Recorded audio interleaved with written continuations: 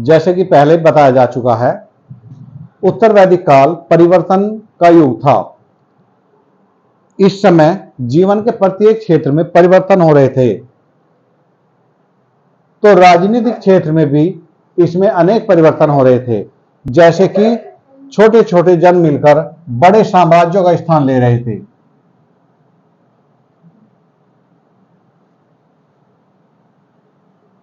साम्राज्यों के बनने से राजा की शक्ति में भी वृद्धि हुई।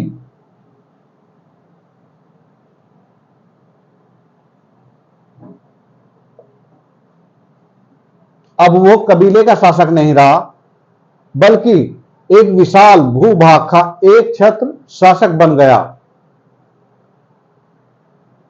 जिसमें उसके अधीन एक निश्चित भूभाग था और वो एक निरंकुश राजा था, यानी कि उस पर किसी प्रकार का अंकुश नहीं था। राजा की उत्पत्ति के बारे में ऐत्रेय ब्राह्मण में एक उल्लेख मिलता है।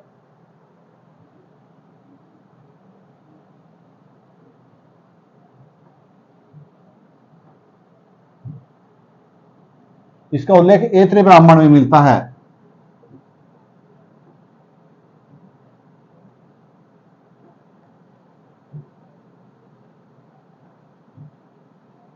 जिसमें कहा गया है कि देवताओं और असुरों के बीच कई बार युद्ध हुआ, जिसमें बार बार देवताओं की पराजय हो जाती थी। बाद में देवताओं ने विचार किया कि उनकी पराजय का कारण क्या है। उन्होंने पाया कि हमारे बीच कोई राजा न होना हमारी पराजय का कारण है। उन्होंने फिर अपने बीच से एक व्यक्ति को राजा बनाया, उसके बाद असुरों पर विजय प्राप्त की। इस प्रकार राजा की उत्पत्ति में दो सिद्धांत हैं। नंबर एक, लोगों के द्वारा उसकी नियुक्ति हुई है।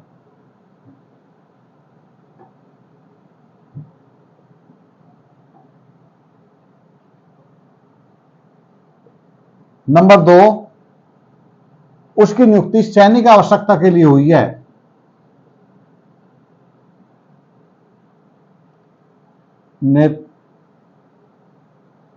नेतृत्व के लिए। तो इस काल में राजा वैभवशाली यानी कि बहुत प्रभावशाली होने लगे थे और वो विशाल राज्य बनाने लगे थे और अधिक भूभाग पर अपना अधिकार भी करने लगे थे। राजा स्वयं दंडधर होने के कारण राजा दंडधर था, तो वो स्वयं दंड से मुक्त था।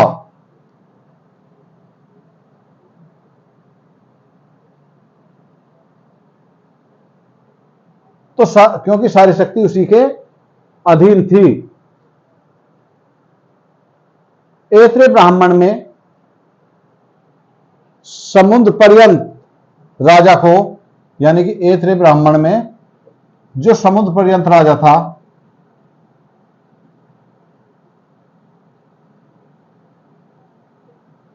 वो एकराट कहा गया है।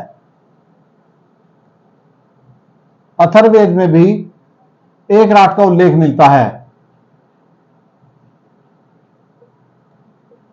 वैसे इस समय राजा, सम्राट, राजाधिराज,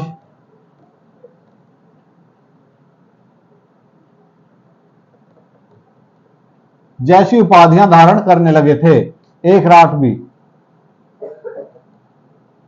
तो इससे यह पता लगता है कि राजा की शक्ति में वृद्धि होती जा रही थी।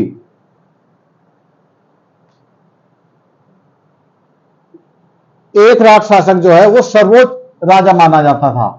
एकराट। ऐत्रेय ब्राह्मण में अनेक राजाओं के बारे में क्षेत्रीय स्तर पर जो उपाधि धारण की जाती थी उसके बारे में भी उल्लेख मिलता है, जैसे कि क्षेत्र उपाधि, यानी कि अलग अलग क्षेत्र के राजा अलग अलग उपाधि धारण करते थे। मध्य भारत, पूर्व, पश्चिम, उत्तर, दक्षिण। मध्य भारत के जो शासक होते थे उनकी सामान्य उपाधि थी राजा। पूर्व के सम्राट, पश्चिम के स्वराट, उत्तर के विराट और दक्षिण के भोज।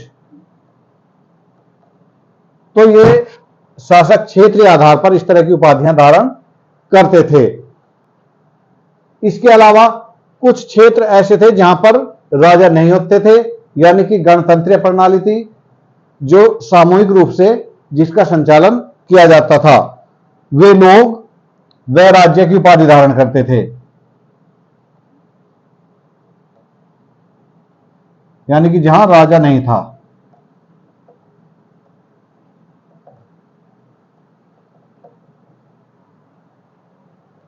राजा का पद वंशानुगत हो चुका था।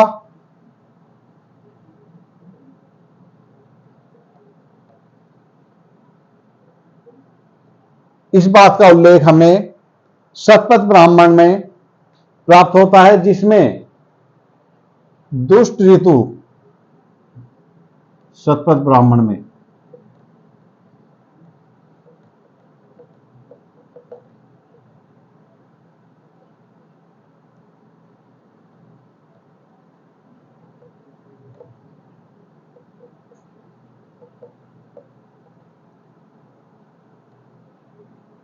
पोन्सायन की कहानी मिलती है, जिसमें यह कहता है कि मैं अपनी पीढ़ी का 10वां व्यक्ति हूं जो राज सिंहासन पर बैठा हूं। तो इससे स्पष्ट पता लगता है कि उस समय राजपद वंशानुगत था, यानी कि बेटे के बाद, बाप के बाद उसका बेटा ही राज सिंहासन पर बैठता था। राजा का जो शासन था वो पूरी तरह निरंकुश था।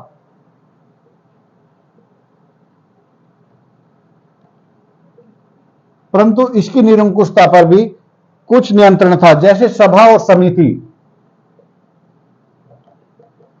ये राजा की निरंकुशता पर नियंत्रण रखते थे। नहीं तो ऐसा उल्लेख मिलता है अथर्ववेद में कि राजा ब्राह्मणों को भी अपने राज्य से देश निकाला दे सकता है। सभा समिति उस पर नियंत्रण रखते थे। इसके अलावा राजा जब राज गद्दी प्राप्त करता था, राज्यारोहण करता था, तो उस समय वह अपनी प्रजा की भलाई की शपथ लेता था और यह वादा करता था कि वो राज्य और उसकी जनता की भलाई के बारे में ही विचार करेगा, उनके खिलाफ कोई निर्णय नहीं लेगा। अथर्ववेद में ऐसे भी उल्लेख मिलते हैं कि कुछ राजाओं को प्रजा ने पद से हटा दिया है, परंतु उन्होंने कुछ समय बाद फिर से राजपद प्राप्त कर लिया है। इस प्रकार राजा प्रजा हित के लिए ही कार्य करते थे और प्रत्येक राजा के मन में यह होता था कि तुम्हें प्रजा अच्छी दृष्टिकोण से देखे या उसका समर्थन तुम्हें मिलता रहे। इस प्रकार निरंकुश होते हुए भी वह शासन जनता की इच्छा पर निर्भर करता था। राजा में देवता के गुण आरोपित कर दिए गए। देवत यानी कि उसमें देवताओं के जो गुण वे मान लिए गए, क्योंकि अथर्ववेद में उल्लेख आया है कि परीक्षित को पृथ्वीलोक के देवताओं का राजा बताया गया है। इससे यही सिद्ध होता है कि राजा में देवता के गुण आरोपित कर दिए गए थे। कोई भी राजा बिना जन समर्थन के अधिक समय तक शासन नहीं कर सकता था, तो इसलिए उसमें देव के गुण आने के बावजूद भी वो ऐसा कोई कार्य नहीं करता था कि उसका जन समर्थन उसके विपरीत जाए। राजा का मुख्य कार्य न्याय व युद्ध में अपने राज्य का नेतृत्व करना था, यानी कि सेना संबंधी था। ये दो कार्य थे और शांति काल में अपने प्रजा की रक्षा करना उसका कार्य था। वह न्याय जो करता था वो सभा जो एक संस्था थी उसके साथ मिलकर वो न्याय कार्य करता था। श्रम दंड धन होने के कारण वो दंड से मुक्त था। इस समय राज्य के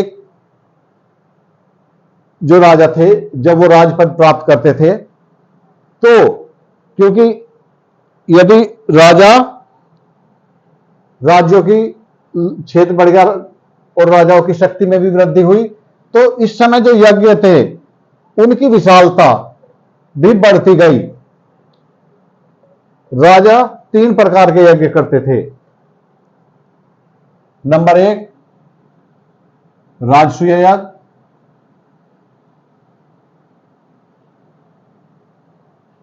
नंबर 2 वाजपेय याग, नंबर 3 अश्वमेध याग।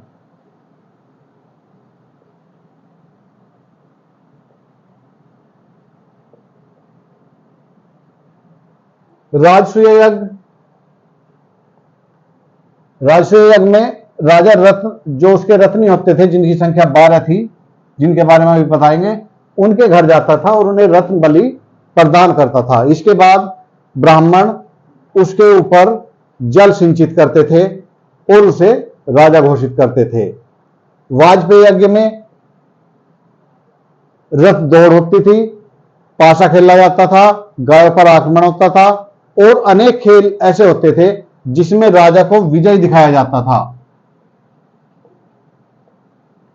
इसका कारण यह था कि उसकी प्रजा के मन में राजा में जो गुण है वो अलौकिक दिखाई दें। तो इस तरह से ये यज्ञों का आयोजन किया गया था। इसकी मुख्य चीज थी रथ दौड़।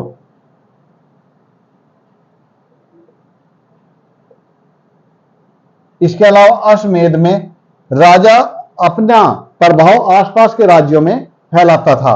एक घोड़ा होता था जिसे छोड़ दिया जाता था खुले में, उसके साथ कुछ योद्धा छोड़े जाते थे। वो जिस क्षेत्र तक घूमकर आ जाता था वो क्षेत्र संबंधित राजा का माना जाता था और यदि उसे बीच में कोई राजा रोक ले तो उससे युद्ध करना होता था।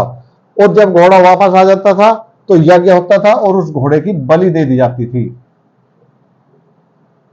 तो इस प्रकार इन यज्ञों से भी राजा की शक्ति और प्रभाव में वृद्धि हुई।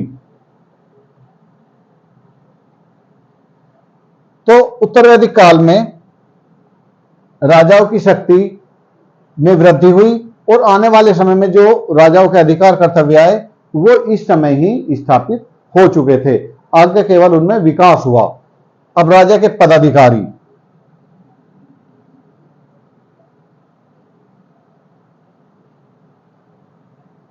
राजा के पदाधिकारियों में 12 रत्नी होते थे।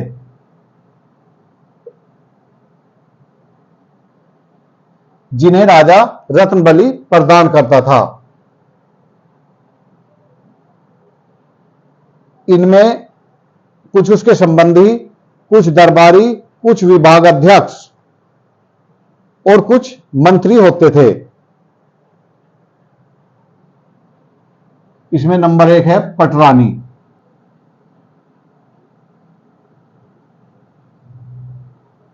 नंबर 2 पुरोहित,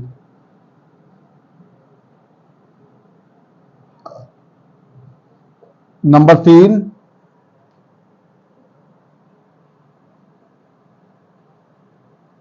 सेनानी,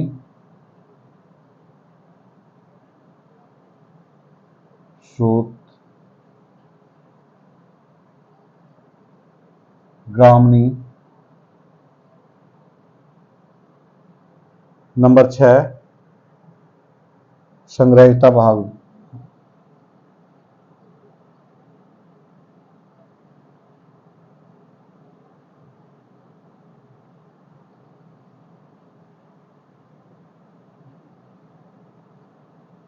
भागदूत,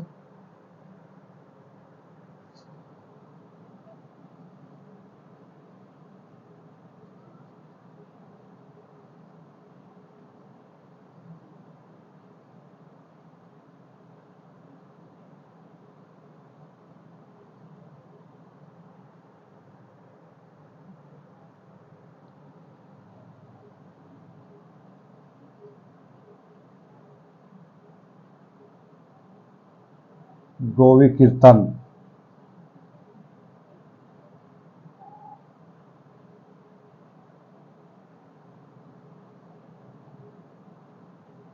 नंबर 12 तक्षा। ये 12 थे रत्नी जिन्हें राजा रत्नबली प्रदान करता था। तक्षा, ये ऊपर लिखता हूं मैं। 12वें नंबर पर है तक्षा।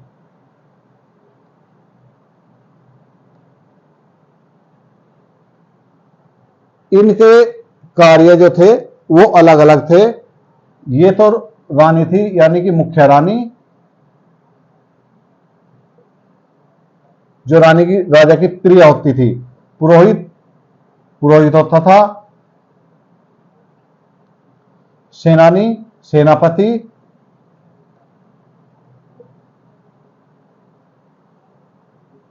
सूत, जो रथ सेना का नायक होता था।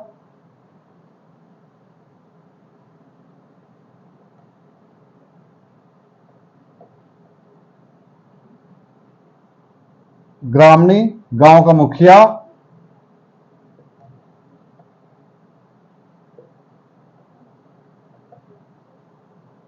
संग्रहिता, जो कर आता था बलि, बलि के रूप में, ये उसे इकट्ठा करता था कोषाध्यक्ष के रूप में।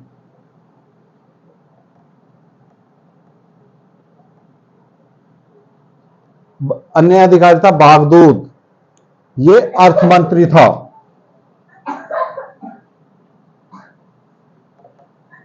अर्थमंत्री। छठा, यो द्वारिक होता था।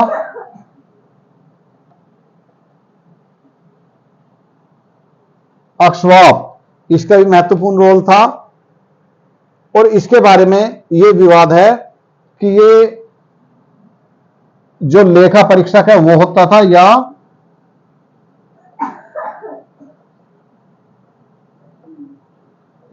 या जब राजा वो खेलता था दूध कीड़ा, तो उसमें उसका सहायक था। ध्रुत क्रीड़ा में उसका सहायक था। पालागत, ये गवाध्यक्ष था।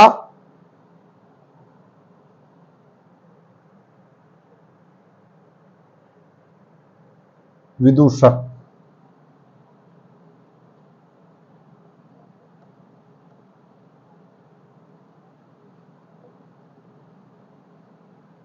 और ये था बढ़ई। इसमें ये राजा के संबंधी थे, जो राजा से सीधे जुड़े हुए थे। और ये लोग विभाग अध्यक्ष थे।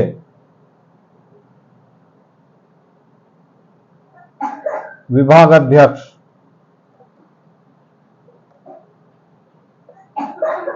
और अन्य जो बचे थे वो मंत्री लोग थे।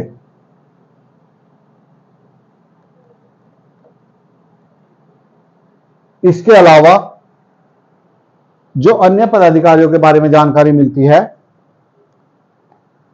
उनमें एक स्थानपति होता था।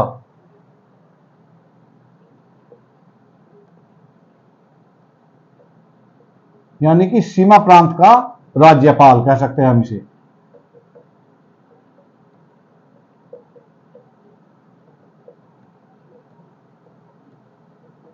राज्यपाल, जहां आदिवासी जातियां निवास करती थी।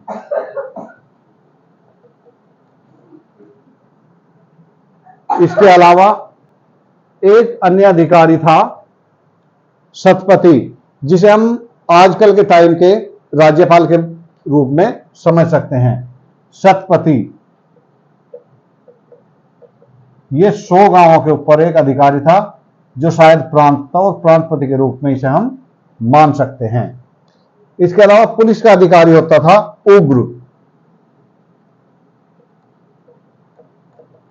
पुलिस का जो अधिकारी था उसे उग्र कहा जाता था। इसका काम जो वर्तमान में पुलिस काम करती है वो था। और ऋग्वेद में हम जिस जीव गिर्भा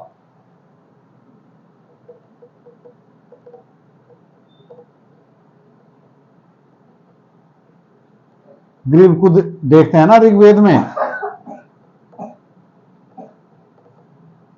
उसका भी यही कार्य था। तो ये इसके पदाधिकारी थे। उस समय सभा और समिति जो संस्थाएं ऋग्वेद में बताई गई थी वो उस समय भी प्रचलन में थी।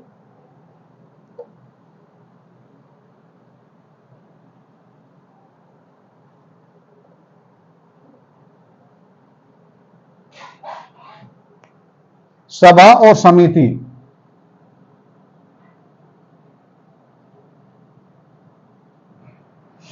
विदत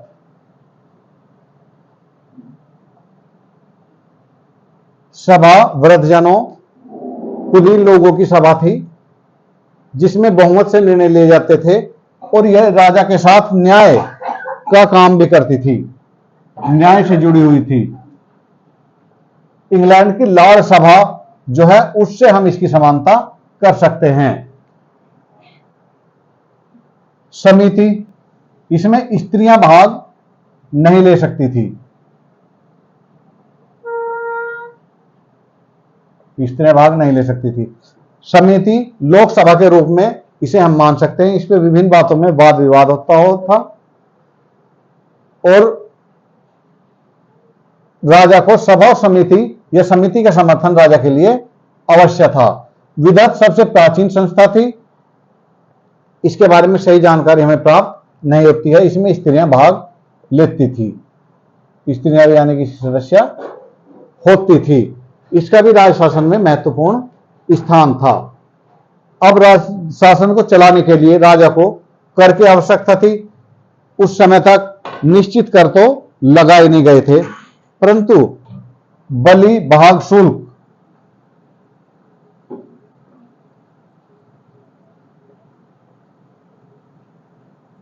शुल्क के रूप में अनेक करों का उल्लेख मिलता है। मुख्य कर बलि था जो 1/6 फसल के रूप में, जो फसल थी उसके 1/6 के रूप में लिया जाता था। भाग भी एक प्रकार का था जो व्यापारियों पर शायद लगता था, यह शुल्क था। तो इस समय ये राजा की आय के मुख्य साधन थे जिनका बाद में विकास होता गया। इस प्रकार उत्तर वैदिक काल में नई संस्थाओं का उदय हुआ और वो शक्तिशाली हुई जो भविष्य में विकास का साधन बनी।